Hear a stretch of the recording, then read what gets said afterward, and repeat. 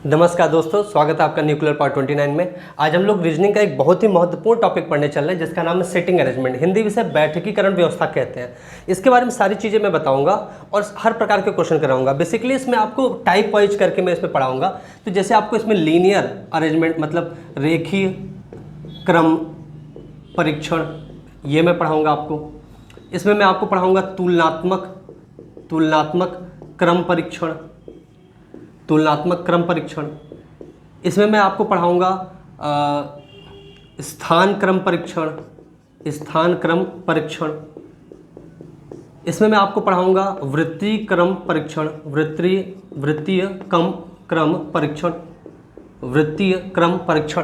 अब देखो रेखीय क्रम में आप सोच रहे होगे कि कैसे होगा। जैसे आपको इसमें आपका होता है कि कुछ लोग दाएं बाएं इतने घर हैं या इतने लोग बैठे हैं, ठीक है। कुछ किताब के ऊपर किताब के ऊपर किताबें हैं, इतिहास की किताब नीचे है, नीचे से दूसरे नंबर पे है, इस तरीके के क्वेश्चन बनते हैं। तुलनात्मक क्रम परीक्षण में होता है कि ये इससे लंबा है, ये इससे छोटा है, इससे मोटा है, नाटा है, उस तरीके के क्वेश्चन यहाँ पर बनते हैं। स्थान क्रम परीक्षण में होता है कि दाहिने से कोई इस स्थान में बैठा है, बाएं से इस स्थान पर बैठा है, या ऊपर से 5वें नंबर बैठा है, नीचे से दाएं मतलब 6ठे नंबर बैठा है, इस तरीके के क्वेश्चन यहाँ पर बनते हैं। वृत्तीय क्रम परीक्षण में होता है कि वृत्ताकार मेज के चारों तरफ बैठे हुए, केंद्र की ओर मुख करके, केंद्र की बाहर की तरफ मुख करके, तो इस तरीके के क्वेश्चन आपको यहाँ पर देखने को मिलते हैं। अब हम लोग बेसिकली इसमें इसके कॉन्सेप्ट को पहले सीखने चलेंगे। देखो आपको जब भी क्वेश्चन करना हो बैठकीकरण व्यवस्था की, तो इसमें दो चीज़ें बहुत ज़्यादा महत्वपूर्ण होती है। पहली चीज़ तो होती है डायरेक्शन, दिशा, डायरेक्शन दिशा, ये बहुत महत्वपूर्ण चीज़ होती है। दूसरा होता है क्वेश्चन में दिया गया इन्फॉर्मेशन, क्वेश्चन में दिया गया इन्फॉर्मेशन, जो आपको सूचना दिया जाता है, जो क्वेश्चन में आपको डेटा आंकड़ा दिया जाता है, वो बहुत इंपॉर्टेंट होता है। इनको पढ़ने से आपको क्वेश्चन को सॉल्व करने का पूरा दारोमदार रहता है। डायरेक्शन तो हम लोग पहले सीखते हैं, उसके बाद हम लोग सूचना समझेंगे। सूचना को कैसे उपयोग करते हैं, कोई दिया हुआ जो आपका डेटा है, डेटा का कैसा यूज करते हैं कि हम क्वेश्चन को बड़े आसानी से सॉल्व कर पाएँ। तो चलिए शुरू करते हैं। देखिए डायरेक्शन की बात मैं अगर करूँ तो डायरेक्शन आप जो नॉर्मल हम लोग इन जनरल डायरेक्शन समझते हैं, नॉर्थ साउथ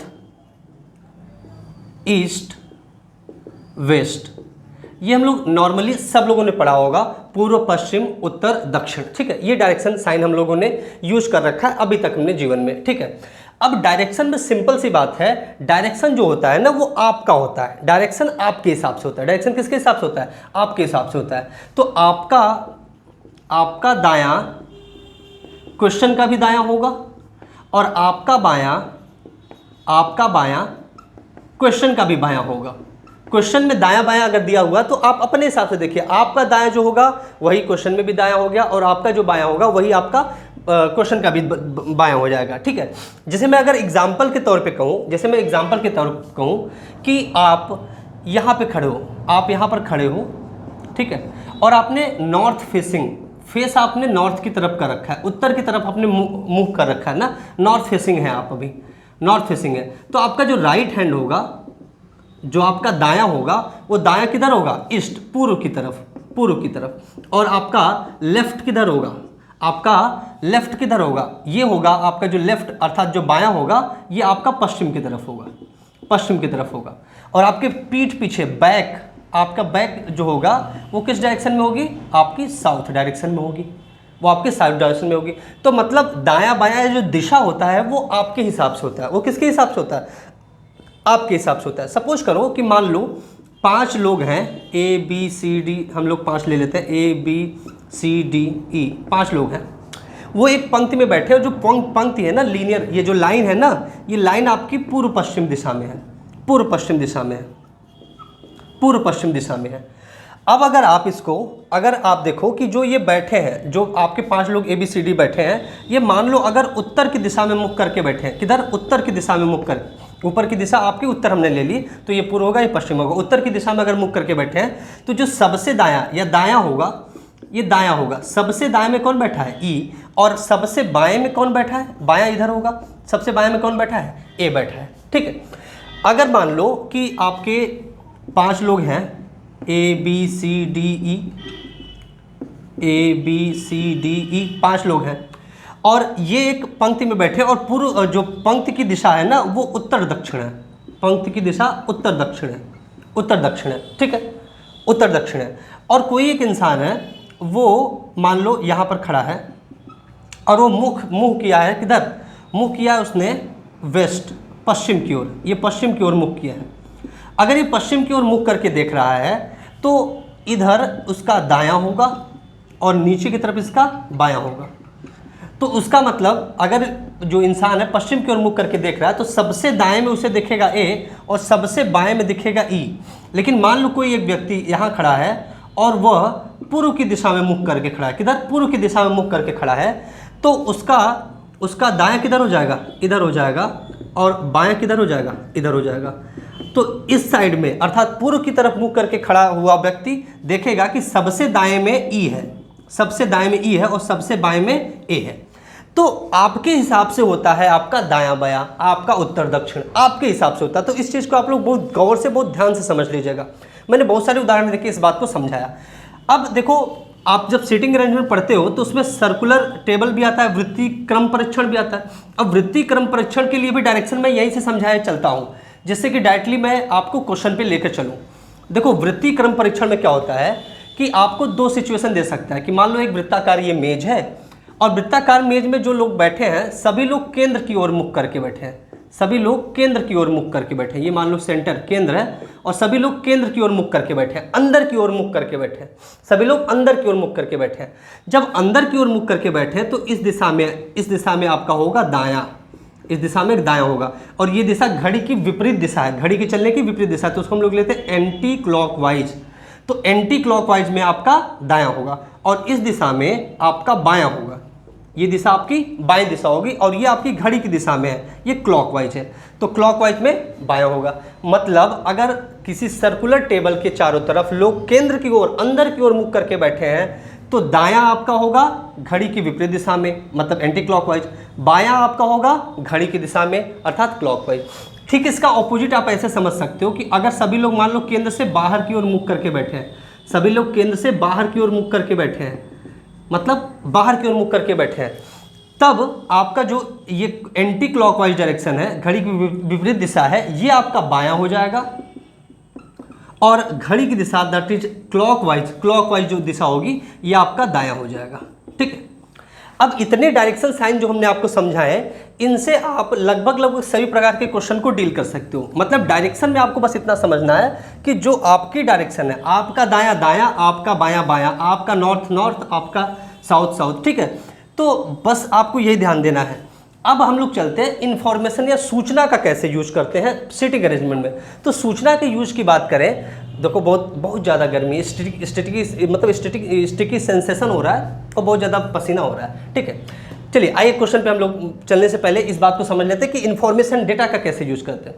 देखो, जो भी क्वेश्चन आपका बैठकीकरण व्यवस्था में आता है तो वो पजल के रूप में आता है, उसमें बहुत सारा डेटा दिया होता है, बड़ी बड़ी आपके क्वेश्चन होते हैं, तो उसमें आपको इन्फॉर्मेशन को इस तरीके से यूज करना होता है कि जैसे मान लो आप क्वेश्चन कहीं से भी उठाओ, क्वेश्चन को कहीं से उठाओ, जैसे मान लो क्वेश्चन में A B C D E इन सभी के बारे में बात की गई है और आपने क्वेश्चन उठाया, क्वेश्चन शुरुआत जो हुई मान लीजिए बी से हुई और बी से आप क्वेश्चन सॉल्व करना शुरू कर रहे हैं, तो बी और सी में के बारे में मान लो एक स्टेटमेंट दिया है और उसके बारे में आपने क्वेश्चन, जो भी आपको क्वेश्चन दिया गया उसके हिसाब से आपने ड्रॉ किया। ठीक है, आपने डायग्राम ड्रॉ किया। अब बी और सी के बारे में आपने पढ़ के डायग्राम ड्रॉ किया। अब अगली बात, अगला इंफॉर्मेशन आप ऐसा पढ़ो जिसमें बी और सी का जिक्र हो, जिसमें बी और सी के बारे में कही गई हो। मान लो आपको अगली बात ऐसा कोई मिला जिसमें डी और बी के बारे में बात की गई है। अब आपने इस वाले ही लाइन को क्यों पढ़ा, क्योंकि इससे पहले आपने बी और सी के बारे में इंफॉर्मेशन जो दी गई है वहां से शुरुआत कर लिया है, तब आप इंटरलिंक करके क्वेश्चन को सॉल्व करते हो तो बड़ी इजीली हो जाता है। तो आपने बी और डी वाले को पढ़ लिया, ठीक है, इसको सॉल्व किया। अब अगला आप ऐसा देखना कि जिसमें बी सी डी बी के बारे में ही चर्चा हो तो उसको आप लेना। जैसे मान लो कोई एक स्टेटमेंट ए और डी के बारे में चर्चा कर रहा है, अब आप उसको लोगे। इस तरीके से आप करोगे तो क्वेश्चन बड़ा इजीली सॉल्व हो जाता है। मैं आपको इसको एग्जाम्पल के थ्रू दिखाता हूँ। क्वेश्चन जितने मैं कराऊंगा आप देखोगे क्वेश्चन जैसे ही खत्म होगा वैसे ही आपका आंसर आ जाएगा, आपको दोबारा से क्वेश्चन पढ़ने की आवश्यकता नहीं होगी। लेकिन वो तब हो पाता है जब आप इस बात को समझ रहे हो कि इन्फॉर्मेशन का यूज कैसे करते हैं। चलिए हम लोग क्वेश्चन लेते हैं, एक एक क्वेश्चन लेकर सॉल्व करते हैं। पहले इन 3 क्वेश्चन को सॉल्व करेंगे, बड़े इजी है, बहुत आसान है, लेकिन पहले बेस मजबूत करेंगे और फिर हम लोग चलेंगे अच्छे अच्छे क्वेश्चन पे। पहला क्वेश्चन कह रहा है 6 व्यक्ति P Q R S T और यू 2 कतार में है। प्रत्येक कतार में 3 एक दूसरे के आमने सामने हैं और आमने सामने बैठने का जो तरीका है वो उसको 4 कथनों के माध्यम से बता रखा है। अच्छा, इसमें देखो कहीं भी दिशा नहीं दी गई है, कि उत्तर दक्षिण पूर्व पश्चिम, ऐसा नहीं दिया गया है। तो आप किसी भी प्रकार से पंक्ति ले सकते हो। मान लो किसी ने ऐसे ले लिया पंक्ति, किसी ने ऐसे ले लिया, दोनों ठीक है, कोई भी दिक्कत नहीं है। और किसी को भी कहीं भी बैठा सकते हो। लेकिन इसमें ध्यान से देखो, कह रहा 6 व्यक्ति हैं, P Q R S T और यू 2 कतार में है, ठीक है, 2 कतार में है, आमने सामने बैठे हैं। कैसे? 3 एक दूसरे के आमने सामने बैठे हैं। मतलब 3 अगर मान लो इस तरीके से मुख करके बैठे हैं तो 3 ठीक इसके सामने इस तरीके से मुख करके बैठे होंगे। 3 इस तरीके से, या अगर आप मान लो ऐसे बनाना चाहते हो तो 3 इस तरीके से मुख करके बैठे हैं, तो 3 आपके इस तरीके से मुख करके बैठे होंगे, ठीक है। अब जैसे बनाना चाहो बना लोगे, ठीक है। अब देखो, इस अगर ये ऊपर की ओर मुख करके, मतलब मान लेते हैं ऊपर उत्तर है तो उत्तर की ओर मुख करके बैठे हैं, तो इधर आपका ये दायां हो जाएगा और ये बायां हो जाएगा। ये नीचे की ओर मुख करके बैठे हैं तो इनका ये बायां हो जाएगा और ये दायां हो जाएगा, ठीक है। आपको एकदम बेसिक बातों को लेकर चल रहा हूँ। आप ऐसे भी कर सकते हो, जिन बच्चों को करना हो ऐसे कर सकते हैं, आंसर सेम आएगा। किसी भी तरीके से करोगे आंसर सेम आएगा, ठीक है। अच्छा, अब क्या कह रहा है, अब एक एक करके बारे में बात पढ़ते। कह रहा है कि यू आर के दाईं ओर बैठा है। आप, मैंने क्या कहा था, आप इन्फॉर्मेशन का यूज अगर अच्छी तरीके से करते हो तो आप बहुत सरलता से और बहुत जल्दी क्वेश्चन सॉल्व कर पाओगे। पहली बात क्या कर रहा है, यू कॉमा आर के दाईं ओर दूसरा है। पढ़ने का तरीका देखो कैसे क्वेश्चन को पढ़ते हैं। कॉमा के बाद की चीज पढ़ो। आर के दाईं ओर दूसरा कौन है? यू है। आर के दाईं ओर दूसरा कौन है? यू है। इस तरीके से पढ़ा जाता है। कॉमा के बाद पढ़ोगे बड़ी आसानी से होगा। आर के दाईं ओर दूसरा कौन है? यू है।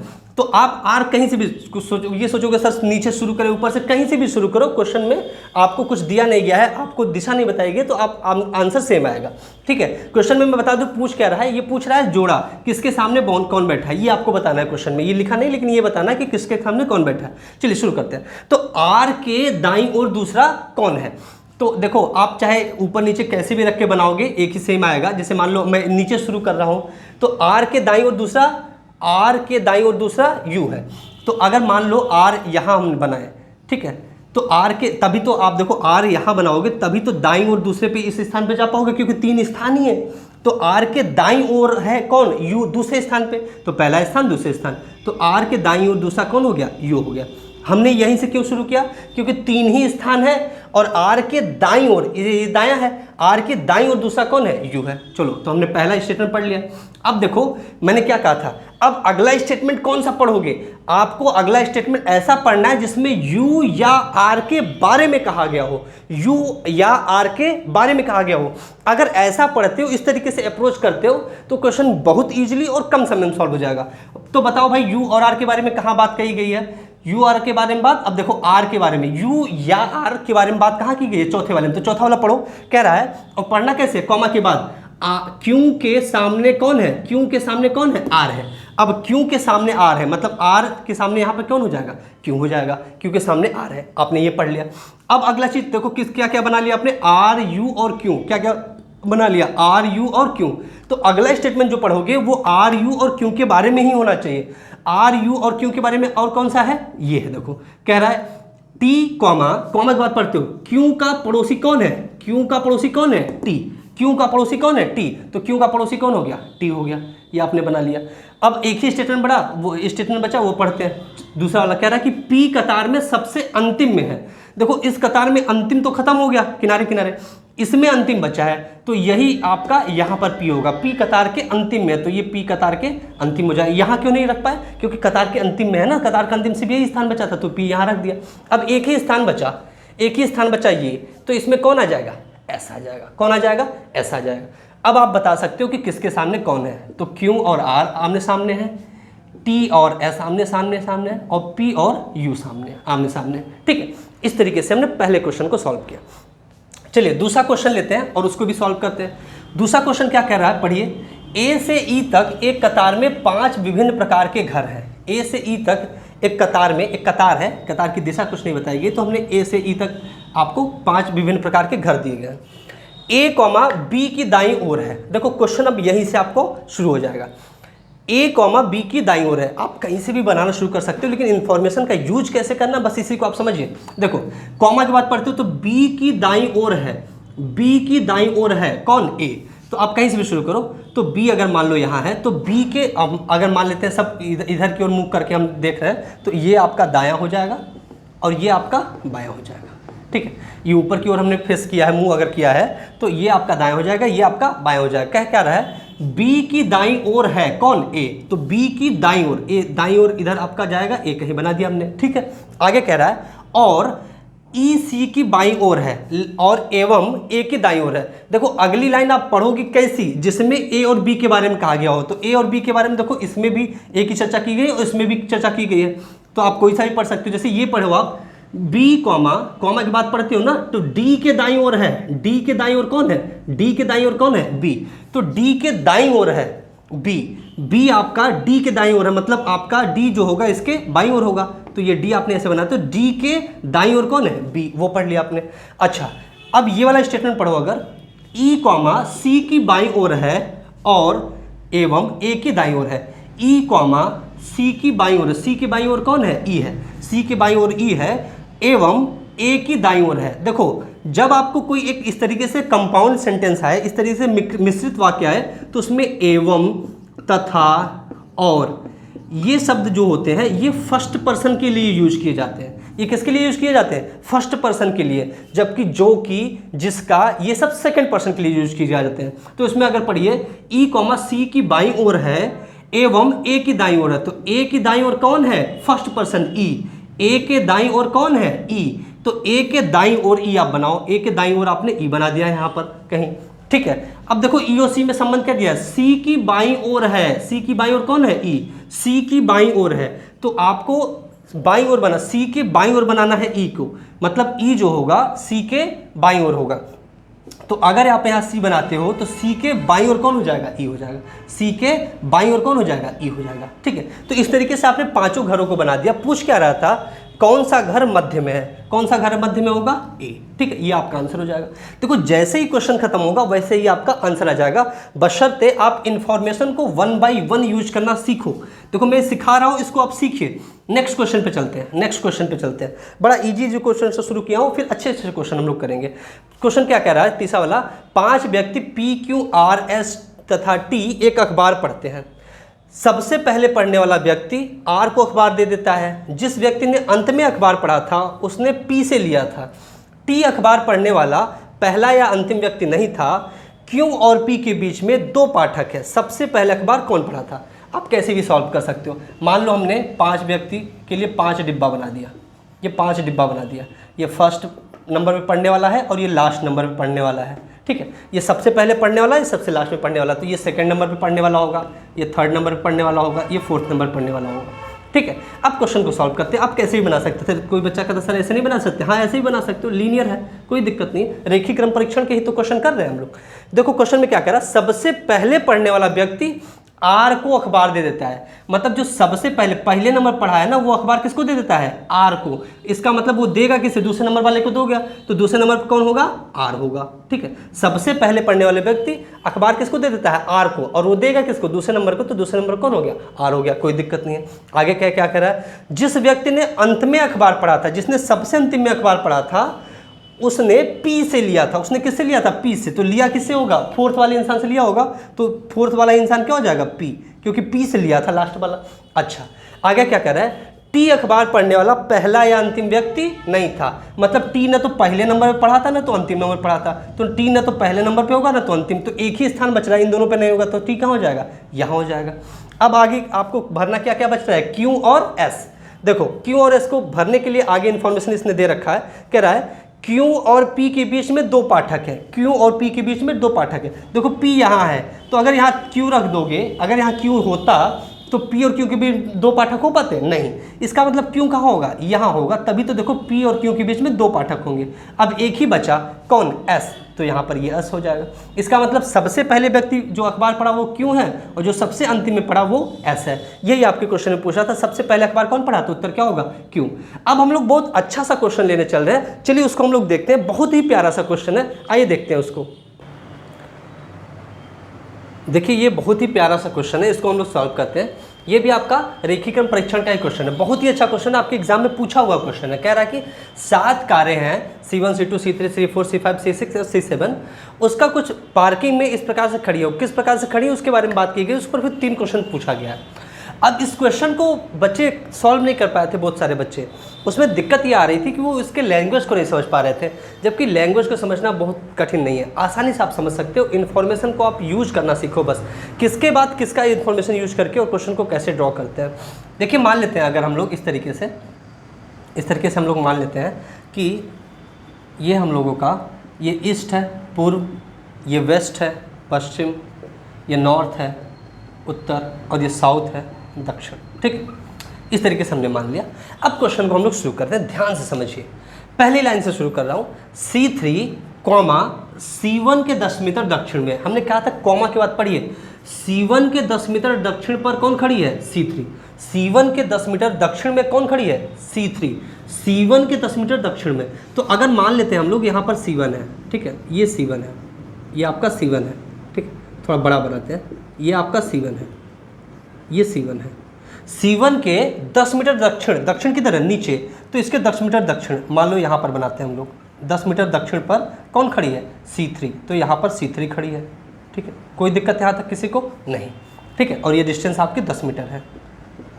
चलिए आगे पढ़ते हैं अब हम लोग। अब आगे पढ़ेंगे कौन सा स्टेटमेंट, ये ध्यान से देखें। आगे ऐसा स्टेटमेंट पढ़ेंगे जिसमें C1 या C3 की बात की गई हो। C1 और C3 की बात देखो किसमें की गई, इस वाले स्टेटमेंट में C1 C3 की बात नहीं की गई है, इसमें आपकी बात की गई है, और फिर आपका इसमें नहीं की गई। तो ये वाला स्टेटमेंट हम लोग पढ़ेंगे। क्या पढ़ेंगे? C4 10 मीटर पूर्व में है किसके? C6 के। तो अभी C4 और C6 की स्थिति पता नहीं, तो डायरेक्टली हम C3 के देखते हैं। C4 10 मीटर पूर्व में है C6 के, जो कि किसके लिए आता है? जो कि किसके लिए आता है? सेकंड पर्सन के लिए, सेकंड पर्सन के लिए, एवं और तथा किसके लिए आता है? फर्स्ट पर्सन के लिए। जो कि मतलब C6, जो कि C1 के 3 मीटर पश्चिम में है, C1 के 3 मीटर पश्चिम में, जो कि मतलब सेकंड पर्सन मतलब C6। C1 के 3 मीटर पश्चिम में कौन है? C6। C1 के 3 मीटर पश्चिम में कौन है? C6। तो ये C1 है, इसके 3 मीटर पश्चिम जाना है आपको। तो मान लिया हमने 3 मीटर पश्चिम यहाँ पर है, और यहाँ पर कौन है आपका? C6। C1 के 3 मीटर पश्चिम में कौन है? C6। तो C1 के 3 मीटर पश्चिम में कौन है? C6। इस तरीके से हमने बना दिया, ये दूरी आपकी 3 मीटर है, ठीक है, बना लिया आपने। अच्छा आगे चलते हैं। अब हमने देखो इसी स्टेटमेंट को ये पूरा कवर कर लिया। अब हम लोग C4 10 मीटर पूर्व में है किसके? C6 के, क्योंकि C6 अब तो हम लोग बना लिए, अब तो बना सकते हैं। C4 10 मीटर पूर्व में है किसके? C6 के। तो C6 के 10 मीटर पूर्व में चलो, तो पूर्व चलोगे इस डायरेक्शन चलोगे, 3 मीटर ये हो गया, 7 मीटर और चलना होगा। सपोज कर लो ये आपका 7 मीटर डिस्टेंस हो गया, तो यहाँ पर आपका ये डिस्टेंस 7 मीटर है, ठीक है। टोटल आपके डिस्टेंस कितना है? 10 चलना है। C6 के 10 मीटर पूर्व में कौन है? C4 है, तो यहाँ पर आपका C4 हो गया, ये आपका C4 हो गया। यहाँ तक बात खत्म। अच्छा ये भी हमने पढ़ लिया। अब हमें ऐसा स्टेटमेंट पढ़ना है जिसमें C1 C6 C4 C3 इन सब के बारे में बात की गई हो। इसमें तो देखो C2 C5 की बात की गई, तो ये तो अभी हम लोग को यूजफुल नहीं है। आगे चलते हैं, तो ये वाला स्टेटमेंट लेते हैं। देखो क्या कह रहा है, C6 7 मीटर उत्तर में है C7 के। C6 7 मीटर उत्तर में है C7 के। C7 के उत्तर में है कौन? C6। C7 के उत्तर में, मतलब अगर C7 नीचे रहेगा तभी तो उत्तर में आपका C6 आएगा, तभी तो आपका वो आएगा। और कितना? 7 मीटर। तो अगर ये हमने 10 मीटर लिया है, तो 7 मीटर यहाँ कहीं ले लेते हैं, इसके ठीक नीचे, ठीक है, यहाँ कहीं ले लेते हैं हम 7 मीटर, ठीक है। ये 7 मीटर पे है, ये कौन है? ठीक है, C7 कौन है भाई? C7। फिर से अच्छे से लिख देता हूँ, ये C7 है। क्या कह रहा है? C6 7 मीटर उत्तर में है C7 के। C7 के 7 मीटर उत्तर में कौन है? 7 मीटर उत्तर में कौन है? C6 है। इतनी बात कर लिया। जो कि किसके लिए आता है? सेकंड पर्सन कौन है? C7। जो कि C5 के दक्षिण में है 10 मीटर पे। C5 के दक्षिण में है 10 मीटर पे, मतलब ये जो C7 है ना, ये 10 मीटर दक्षिण में है किसके? C5 के। मतलब C5 इसके उत्तर में होगा 10 मीटर पे, तो 7 मीटर तो उत्तर ये इसके हो ही गया। 3 मीटर उत्तर और चले जाओ, 3 मीटर उत्तर और चले गए मान लो यहाँ पर, और यहाँ पर है आपका कौन? C5। यहाँ पर कौन है? C5। तो 7 मीटर ये है, 3 मीटर ये चले होंगे, तभी तो 10 मीटर होगा। फिर से पढ़ लो, C7 जो कि C5 के दक्षिण में 10 मीटर पर खड़ी है। C5 के दक्षिण में, तो C5 के दक्षिण में नीचे अब आ गया, C5 के दक्षिण में 10 मीटर पे, तो 3 मीटर ये और 7 मीटर ये, दक्षिण में 10 मीटर पे कौन खड़ा है? आपका C7 खड़ा है। तो C7 बना लिया हमने। अच्छा अब अंतिम स्टेटमेंट बचा। देखो मैंने कहा था जैसे ही अंतिम स्टेटमेंट पढ़ेंगे हम लोग का क्वेश्चन सॉल्व हो जाएगा। यही होता है इन्फॉर्मेशन को कब किसके बाद क्या पढ़ना है, इसको ध्यान देना। क्या कह रहा है, C2 कॉमा के बाद पढ़ते हैं, C5 के 3 मीटर पूर्व में है। C5 के 3 मीटर पूर्व में कौन है, C2। C5 के 3 मीटर पूर्व में, देखो ये 3 मीटर दूरी थी तो ये भी दूरी आपकी 3 मीटर हो जाएगी और इसके ठीक सीध में आएगा C5 के 3 मीटर पूर्व में कौन है, C2, तो यहाँ पर आपका C2 हो जाएगा। अब देखो सभी कार आपने पार कर ली, C1, C2, C3, C4, C5, C6, C7 सब आपने पार कर ली। अब आप क्वेश्चन को इजीली सॉल्व कर सकते हो। चलिए सॉल्व करते हैं। पहला क्वेश्चन क्या कह रहा है, C2 के संदर्भ में, C2 कहाँ है भाई, C2 यहाँ है, C2 के संदर्भ में, तो ये देखो ये दूरी आपकी कितनी हो जाएगी, 3 मीटर ही होगी, क्योंकि ये 3 है तो ये भी 3 होगी। अच्छा ये 3 है तो ये भी 3 मीटर दूरी है। अच्छा क्या कह रहा है, C2 के संदर्भ में, मतलब इसके संदर्भ में C3 की दिशा और दूरी बताइए। C3 कहाँ है, यहाँ, तो C2 से अगर C3 की दिशा देखोगे किधर है, साउथ की ओर, दक्षिण की ओर, और दूरी कितनी है, 3 मीटर ये दूरी और 10 मीटर ये, तो टोटल दूरी कितनी हो जाएगी, 13 मीटर दूरी हो जाएगी, 13 मीटर। और दिशा कौन सी होगी, नीचे दक्षिण की ओर, 13 मीटर दक्षिण। कौन सा ऑप्शन बन रहा है बताओ भाई, 13 मीटर दक्षिण, ऑप्शन बी सही हो जाएगा। चलिए नेक्स्ट क्वेश्चन देखते हैं। निम्न में से कौन सी कार्य समरेख नहीं है, समरेख का मतलब होता है एक रेखा में नहीं है, एक रेखा में, एक सीध में नहीं है। तो देखो आप ऑप्शन देखो, C5, C6, C7, C5, C6, C5, C6, C6, अरे भाई ये तो समरेख है ना, ये तो नहीं सही होगा। C6, C1, C4, C6, C1, C4 ये भी समरेख है। आगे देखो भाई, C2, C1, C3, C2, C1, C3 ये भी समरेख है। डी ऑप्शन देखो, C6, C2, C4, C6 कहाँ है, यहाँ, C2 यहाँ है, C4 ये देखो समरेख नहीं है, तो ऑप्शन डी आपका करेक्ट हो जाएगा। चलो नेक्स्ट लेते हैं। नेक्स्ट आपके क्वेश्चन में देखो और आपका मजा है इसमें, और आपका थोड़ा ट्विस्ट कर दिया। क्या कह रहा है, यदि C7 और C5 के ठीक मध्य, C7 और C5 के ठीक मध्य कहने का मतलब बताओ। देखो भाई ये 10 मीटर की दूरी है, ये टोटल देखो 3 और 7 10 मीटर दूरी है, तो ठीक मध्य मतलब आपके 5 मीटर की दूरी पर, मतलब आपका यहाँ से भी ये दूरी आपकी 5 मीटर होगी और यहाँ से ये दूरी भी आपकी 5 मीटर होगी। ठीक है, ठीक मध्य कहने का ये मतलब है, ठीक मध्य में एक कार C8 खड़ी कर जाती है, ये कार आपकी C8 खड़ी कर दी गई, तो बताओ C8 के संदर्भ में C6 कितनी दूर है और किस दिशा में है। तो C8 के संदर्भ में C6 किधर है, आपकी उत्तर की दिशा में है, और दूरी कितनी होगी, देखो आपकी ये टोटल डिस्टेंस आधे पे खड़ा है तो ये 5 मीटर होगी, आधे पे खड़ा है और ये 5 मीटर होगी, तो ये 3 मीटर है, तो ये कितना दूरी बचा, ये आपकी दूरी बची 2 मीटर। ये दूरी कितनी बची, 2 मीटर। भाई टोटल आधे पे खड़ा है तो ये 5 मीटर, टोटल ये 10 है, आधे पे खड़ा होगा तो ये 5 मीटर है, लेकिन ऊपर से ये 3 है, तो ये दूरी कितनी बची, 2 ही मीटर बची ना। और C8 जो है उसके किस दिशा में, C6 है, उत्तर की दिशा में, तो उत्तर की दिशा में 2 मीटर पे होगा। ऑप्शन कौन सा सही होगा, 2 मीटर उत्तर, ऑप्शन ए ही सही हो जाएगा, ऑप्शन ए ही सही हो जाएगा। तो ये बहुत प्यारा सा क्वेश्चन था, इसको मैंने फुल एनालिसिस के साथ समझाया और आशा करता हूँ आपको ये वाला क्वेश्चन समझ में आया होगा। अब हम लोग तुलनात्मक क्रम परीक्षण के कुछ क्वेश्चन और उसके कॉन्सेप्ट को देखने चल रहे हैं। चलिए देखते हैं तुलनात्मक क्रम परीक्षण को। चलिए अब हम लोग तुलनात्मक क्रम परीक्षण के 2 क्वेश्चन को सॉल्व करते हैं। देखिए बहुत लोग को लग रहा होगा कि बड़े आसान क्वेश्चन अभी हो रहे हैं, लेकिन पिछला वाला क्वेश्चन तो ठीक था, लेकिन बाकी उसके जो आपके क्वेश्चन अभी हमने किए हैं वो आसान है, मान रहा हूँ आसान है क्वेश्चन। लेकिन अभी आज ये पहली बेसिक वीडियो क्लास है ना, ये पहली क्लास है, तो उसमें बहुत बेसिक बातों पर चर्चा हो रही है। इसमें डायरेक्शन को समझाया जा रहा है, डायरेक्शन क्या होता है, कैसे होता है, ये समझाया जा रहा है कि इन्फॉर्मेशन को पढ़ा कैसे जा रहा है। बेसिकली मेरा इस क्लास से मोटिव ये है कि आप लोग क्वेश्चन को अप्रोच कैसे करो, कैसे क्वेश्चन पढ़ो, डेटा का यूज कैसे करो, किसके बाद कौन सा स्टेटमेंट पढ़ के आप आंसर निकालने की कोशिश करो, जिससे कम से कम समय में आपको हो जाए। बहुत बच्चे ऐसे एक ही क्वेश्चन को 3-3, 4-4 बार पढ़ते हैं तब जाके सॉल्व कर पाते हैं, लेकिन एक बार क्वेश्चन पढ़ के ही आप कैसे सॉल्व पाओ, एक बार में ही पूरे डेटा का यूज कैसे इजीली कर पाओ, ये मैं सिखाने की कोशिश कर रहा हूँ। और फिर हम लोग अगली क्लास में इसके अच्छे क्वेश्चन भी करेंगे। जब हम लोग इसमें आपके स्थान क्रम परीक्षण को देखेंगे तो उसमें अच्छे खासे क्वेश्चन मिलेंगे। फिर बात हम लोग जब वृत्ति क्रम परीक्षण को करेंगे तो उसमें कुछ अच्छे खासे क्वेश्चन मिलेंगे। इवन सिटिंग अरेंजमेंट का पजल के साथ कंबाइन करके भी बड़े अच्छे खासे क्वेश्चन बनते हैं, वो सब भी मैं कराऊंगा। तो अभी हम लोग देखते हैं तुलनात्मक क्रम परीक्षण को। इससे पहले हम लोग देख रहे थे रेखीय क्रम परीक्षण को। देखो इसमें 2 क्वेश्चन है, इन क्वेश्चन को सॉल्व करते हैं। तुलनात्मक क्रम परीक्षण का मतलब ये है कि कोई लंबा है, कोई नाटा है, तो उनका ऑर्डर लगाओ, कोई मोटा है, कोई पतला है, उनका किसी का वजन ज़्यादा है, किसी का वजन कम है, तो इनका ऑर्डर लगाना, इनका क्रम लगाना ही आपका तुलनात्मक क्रम परीक्षण कहलाता है। तो जैसे पहला क्वेश्चन कह रहा है, पढ़ते कैसे, अप्रोच कैसे करते हैं, इन बात को देखो। तो बहुत लोग तो क्या करते हैं, जैसे मान लो अमर, समीर ये सब दिया तो इसमें बड़े का निशान छोटे का निशान ऐसे ही बना के करते हैं। कुछ लोग लाइन खींच के करते हैं, ऐसे लाइन, लीनियर लाइन, कुछ लोग वर्टिकल लाइन खींच के करते हैं।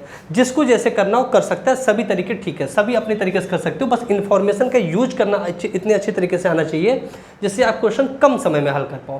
क्वेश्चन देखो कह रहा है, जैसे मैं इसको वर्टिकली करता हूँ, अमर समीर से लंबा है, तो मैं ये ऐसे करता हूँ कि सबसे लंबा जो होगा, सबसे लंबा सबसे ऊपर होगा, और आपका जो सबसे नाटा होगा, सबसे नाटा या जो सबसे छोटा होगा वो सबसे नीचे होगा। इस क्रम में मैं ऐसे लेके चलता हूँ। तो देखो क्या कह रहा है, अमर समीर से लंबा है, तो कॉमा के बाद पढ़ते हो आप, समीर से लंबा है कौन, अमर, तो समीर से लंबा हो गया अमर। तो हमने समीर के ऊपर बना दिया अमर को, क्योंकि ऊपर लंबा नीचे नाटा, ठीक है। समीर से लंबा कौन है, अमर बना दिया। अब देखो अगला स्टेटमेंट आपको ऐसा पढ़ना है, दिए गए कथन में से जो आपको दिया गया क्वेश्चन है उसी में ऐसा स्टेटमेंट पढ़ना है जिसमें अमर या समीर के बारे में बात की गई हो। देखो तो आपका ये तो अशोक और उमेश के बारे में बात कर रहा है, अमर समीर के बारे में बात नहीं है, तो ये इसमें बात है, इसी पढ़ते हैं। प्रभात उमेश से लंबा है, प्रभात उमेश से लंबा है लेकिन इतना लंबा नहीं जितना कि समीर। अब देखो आपका ये किसके लिए कह रहा है कथन, इस बात को ध्यान देखो, प्रभात उमेश से लंबा है, ठीक है, बड़ी अच्छी बात है, लेकिन इतना लंबा नहीं जितना कि समीर। मतलब प्रभात उमेश से तो लंबा है लेकिन समीर से क्या है, छोटा है। प्रभात उमेश से तो लंबा है लेकिन समीर से छोटा, तो समीर से छोटा है प्रभात, तो यहाँ प्रभात आपने समीर से छोटा लिख लिया। और क्या कह रहा है इसमें, प्रभात उमेश से लंबा है, उमेश से लंबा है तो उमेश इससे भी छोटा हो जाएगा, उमेश प्रभात से भी छोटा हो जाएगा। आगे क्या कह रहा है, अंतिम कथन बच रहा है। अब देखो इन सब में उमेश और अशोक के बारे में बात कर रहा है कि अशोक उमेश से नाटा है। उमेश से नाटा कौन है, अशोक, मतलब उमेश से भी छोटा कौन है, अशोक, उमेश से भी छोटा कौन है, अशोक। तो इस प्रकार से अमर समीर प्रभात, अमर समीर प्रभात, उमेश और अशोक, ये आपका क्रम बना, ये क्रम बना। तो सबसे लंबा कौन हो गया, अमर, और सबसे नाटा कौन हो गया, अशोक। पूछ क्या रहा था, इनमें से सबसे नाटा कौन है, तो उत्तर क्या हो जाएगा, अशोक, ठीक है। इस बात को आप समझ पा रहे होंगे। तो एक ही बार में सटीक उत्तर निकाल दो, दोबारा क्वेश्चन न पढ़ना पड़े और न तो ऊपर नीचे किसी को बनाना पड़े। उसके लिए आपको इन्फॉर्मेशन यूज करना आना चाहिए, जो कि मैं सिखा रहा हूँ। चलो दूसरा क्वेश्चन लेते हैं। सुरेश अनिल से भारी है, तो इसमें भी ले लेते हैं, जो सबसे भारी है ऊपर है, सबसे भारी सबसे ऊपर, और सबसे हल्का सबसे नीचे, सबसे हल्का नीचे, ठीक है। इस तरीके से हम लोग लेते हैं। सुरेश अनिल से भारी है, तो अनिल से भारी कौन है, अनिल से भारी कौन है, सुरेश है। अनिल से भारी कौन है, सुरेश है। अनिल से भारी कौन है, सुरेश है, लेकिन उतना भारी नहीं जितना कि राजू। अनिल सुरेश से भारी है, अनिल जो है, सॉरी, अनिल से भारी है कौन, सुरेश। अनिल से भारी कौन है, सुरेश, मतलब सुरेश अनिल से तो भारी है लेकिन उतना भारी नहीं जितना कि राजू। मतलब राजू क्या है, सुरेश से भी भारी है। राजू किससे भारी है, सुरेश से भी भारी है, ठीक है। इसको मैं लिख देता हूँ यहाँ पर, सुरेश, थोड़ा सा स्पेस रहेगा, देखने में आपको अच्छा लगेगा, ठीक है। अनिल से भारी कौन है, सुरेश, तो अनिल से भारी आपने सुरेश बना दिया, लेकिन उतना भारी नहीं है जितना कि राजू, मतलब राजू सुरेश से भी ज़्यादा भारी है। आगे क्या कह रहा है, अनिल जयेश से भारी है। अनिल किससे भारी है, जयेश, जयेश से भारी है अनिल, ठीक है, बना दिया। अनिल जयेश से भारी है। आगे देखो कृष्णा, हम ये वाला स्टेटमेंट क्यों पढ़े, क्योंकि अनिल का आ चुका था। फिर कह रहा है कि कृष्णा सुरेश से भारी है। कृष्णा जो है सुरेश से भारी, कृष्णा सुरेश से भारी है। अच्छा, तो सुरेश से भारी है, तो सुरेश से भारी राजू है, तो राजू से भी ऊपर है कि नीचे, इसको भी देखना पड़ेगा। तो उसमें बताया है कृष्णा सुरेश से भारी है, कृष्णा सुरेश से तो भारी है लेकिन राजू से हल्का है, लेकिन राजू से क्या है, हल्का है, तो मतलब इसके दोनों के बीच में आएगा यहाँ पर कृष्णा, इसके दोनों के बीच में आएगा यहाँ पर कृष्णा। तो राजू, कृष्णा, सुरेश, अनिल, जयेश, ये क्रम होगा। तो सबसे भारी राजू होगा और सबसे हल्का आपका जयेश होगा। पूछ क्या रहा है, सबसे भारी कौन है, तो उत्तर क्या होगा, सबसे भारी, इसमें उत्तर हो जाएगा राजू। इस क्वेश्चन को आप समझ पाए, सबसे भारी कौन होगा, राजू होगा। तो इस तरीके से अभी हम लोगों ने इस वीडियो में सिटिंग अरेंजमेंट चैप्टर पढ़ रहे थे हम लोग। इसमें हम लोगों ने अभी रेखी क्रम परीक्षण देखा है और तुलनात्मक परीक्षण देखा। तुलनात्मक में आपके क्वेश्चन ऐसे ही आते हैं, मोर और लेस, थोड़ा टफ या थोड़ा इजी, लेकिन अप्रोच यही रहता है। तो रेखी क्रम का हमने अप्रोच देखा, हमने तुलनात्मक क्रम का अप्रोच देखा। अब हम लोग स्थान क्रम के अप्रोच को समझेंगे और उसको पढ़ेंगे, ठीक है। तो अगले वीडियो, इस वीडियो की जो आपका हम लोग ये सीरीज चला रहे हैं सिटिंग अरेंजमेंट का, तो इसमें संभवतः आपकी 3-4 वीडियो